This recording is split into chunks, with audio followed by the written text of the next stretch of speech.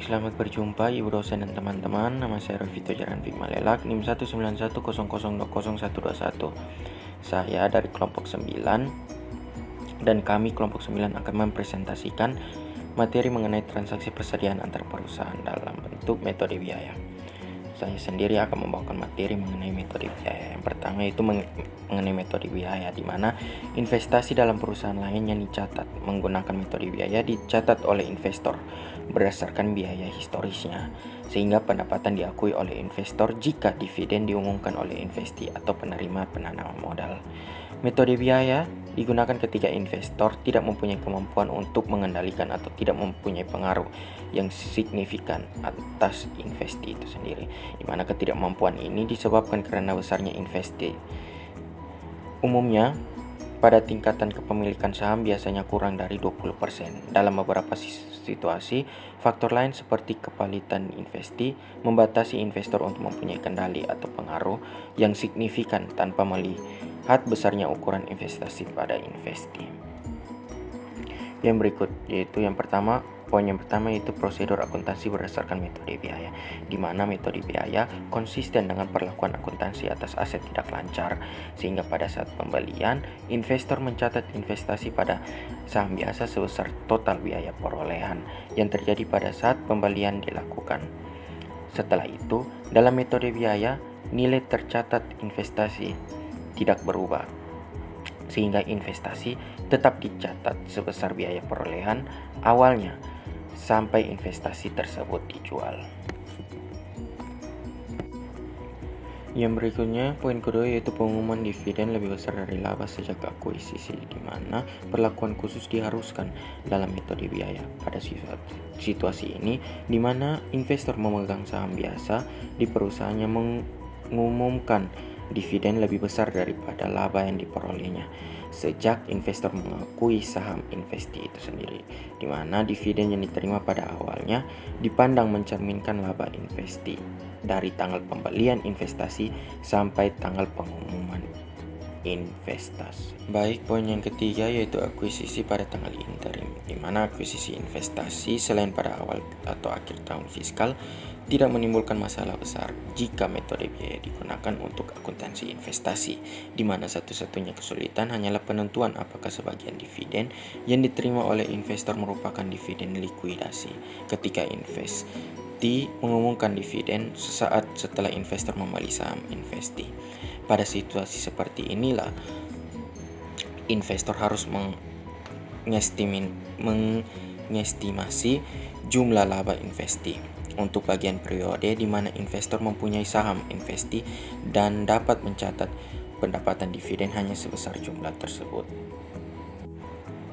Poin yang keempat yaitu perubahan jumlah saham yang dimiliki, di mana perubahan dalam jumlah saham investasi dari dividen saham, pemecahan saham atau pembalikan saham tidak menyebabkan adanya pengakuan formal dalam pembukaan investor, di mana nilai tercatat investasi sebelum dividen saham atau pemecahan saham menjadi nilai tercatat baru dari jumlah saham yang lebih besar atau lebih kecil. Berikutnya yaitu prosedur akuntansi berdasarkan metode biaya,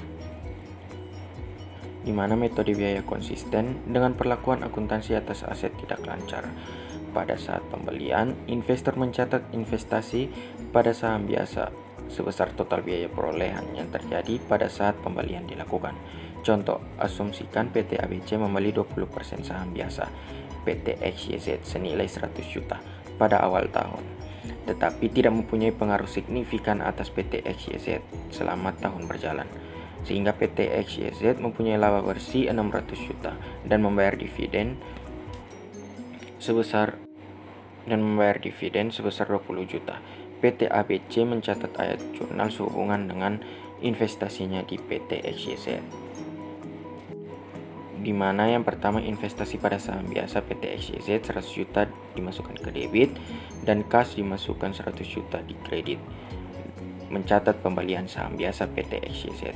Yang kedua, kas dimasukkan ke debit, pendapatan dividen dimasukkan ke kredit, mencatat pendapatan dividen PT XYZ, di mana 20 juta dikali 0,20 yaitu dikali 20%. Yang berikutnya, ingat bahwa PT ABC hanya mencatat bagiannya atas laba yang dibagikan oleh PT XYZ dan tidak membuat ayat jurnal untuk bagian yang tidak dibagikan, sehingga nilai tercatat investasi tetap sebesar biaya perolehan awalnya, yaitu 100 juta. Baik, sekian presentasi dari saya dan akan dilanjutkan oleh teman saya. Sekian dan terima kasih. Baik, perkenalkan nama saya Salmania Rama Maharani, NIM 19 Di sini saya akan melanjutkan presentasi dari teman saya mengenai pengumuman dividen lebih besar dari laba sejak akuisisi. Di sini perlakuan khusus diharuskan dalam metode biaya pada situasi di mana investor memegang saham yang biasa di perusahaan yang mengumumkan dividennya lebih besar dari laba yang diperolehnya sejak investor mengakuisisi saham invest. Semua dividen yang diumumkan invest yang lebih besar dari laba sejak akuisisi oleh investor dianggap sebagai dividen likuidasi. Seperti ilustrasi di bawah ini merupakan dividen likuidasi. Diasumsikan PT Investor membeli saham sebesar 10%, saham biasa 10% dari PT Invest pada tanggal 2 Januari 2001. Laba tahunan dari dividen dari Invest, jumlah dividen yang diakui oleh investor setiap tahun berdasarkan metode biaya, dan pengurangan nilai tercatat investasi PT Investor di PT Invest sebagai berikut. Seperti yang teman-teman bisa lihat di tabel ini, pada tahun pertama PT Invest laba bersihnya adalah 100 juta, dividennya 70, sehingga kumulatif laba yang tidak didistribusikannya adalah 30 juta. Dicatat oleh PT Investor, penerimaan kasnya sebesar 7 juta, pendapatan dividennya 7 juta, sehingga pengurangan saldonya tidak ada. Pada tahun kedua, PT Invest laba bersihnya 100 juta, dividennya 120, sehingga kumulatif laba yang tidak didistribusikan adalah sebesar 10 juta. Dicatat oleh PT Investor, penerimaan kasnya sebesar 12 juta dan pendapatan dividennya 12 juta, sehingga pengurangan saldo investasinya sebesar 0. Pada tahun ketiga, laba bersihnya adalah 100 juta, dividennya adalah 120.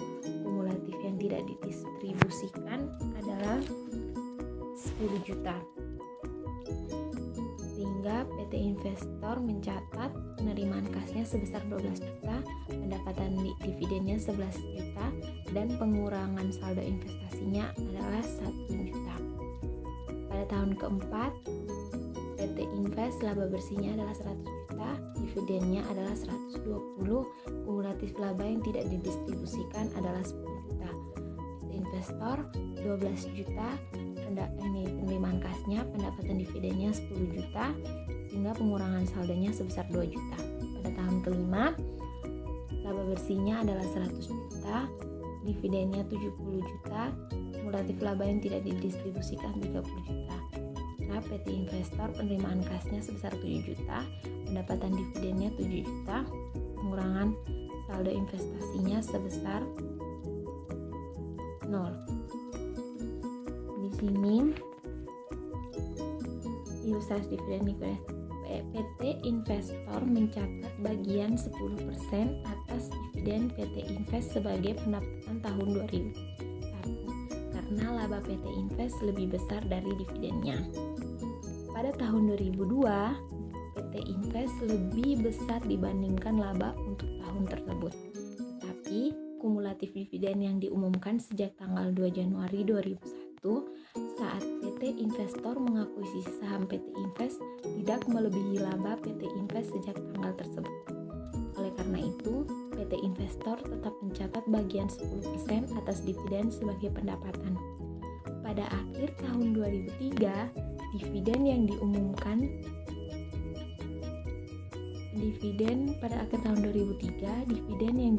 PT Invest sejak tanggal 1 Januari 2001 totalnya adalah 310 juta. Sedangkan laba PT Investnya sebesar 300 juta. Jadi dari sudut pandang PT Investor, 10 juta dari dividen yang diterima tahun 2003 merupakan pengembalian modal, sedangkan sisanya 110 juta merupakan pembagian laba. PT Investor mempunyai bagian 10% atas tiap jumlah tersebut. Bagaimana cara pencatatannya? Ayat Junar untuk mencatat dividen tahun 2003 pada pembukuan PT Investor adalah sebagai berikut. Kasnya adalah sebesar 12 juta, di bagian debit, investasi pada saham PT Investnya di bagian kredit 1 juta dan pendapatan dividennya sebesar 11 juta. Bagian kredit. 12 juta itu didapat dari mana? 12 juta itu didapat dari penerimaan kasnya itu dividen tahun 2003 dikalikan dengan 10% atas dividen. Jadi 120 juta pada tahun ketiga di tabel yang pertama dikali dengan 10% sehingga menjadi 12 juta. Terus investasi pada saham PT Invest didapat dari total dividen tahun 2003 dikurangi dengan laba dari PT Investor. Jadi 310 juta dikurangi dengan 300 juta hingga 10 juta dikali dengan 10% dividennya. Jadi menjadi 1 juta.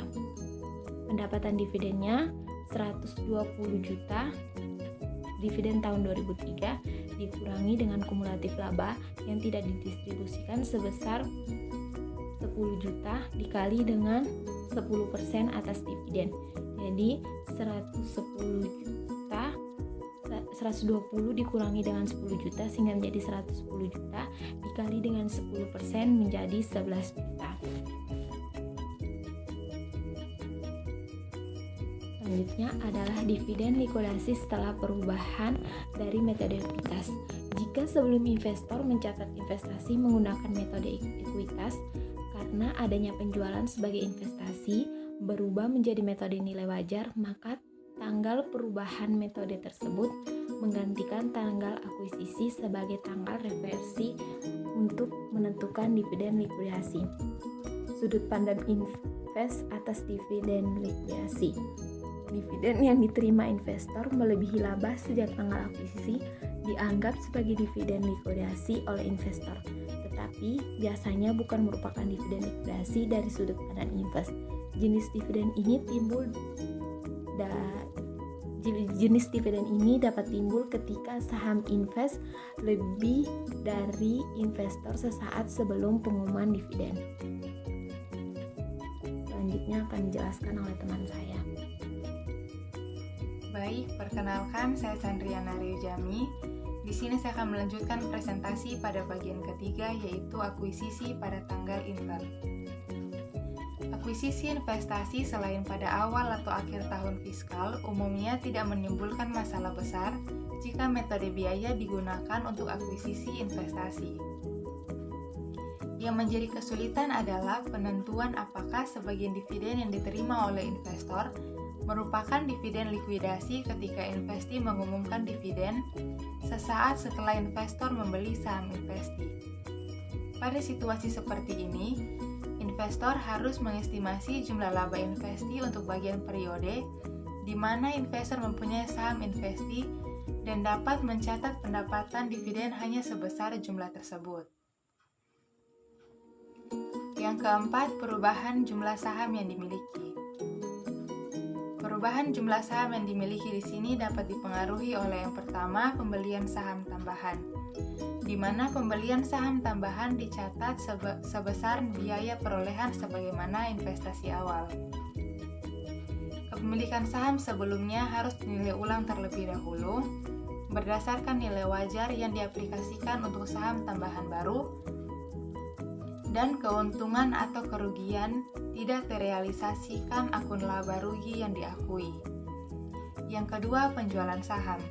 Jika seluruh atau sebagian saham investasi pada perusahaan lain dijual, transaksi tersebut diperlakukan dengan cara yang sama seperti penjualan aset tidak lancar lainnya.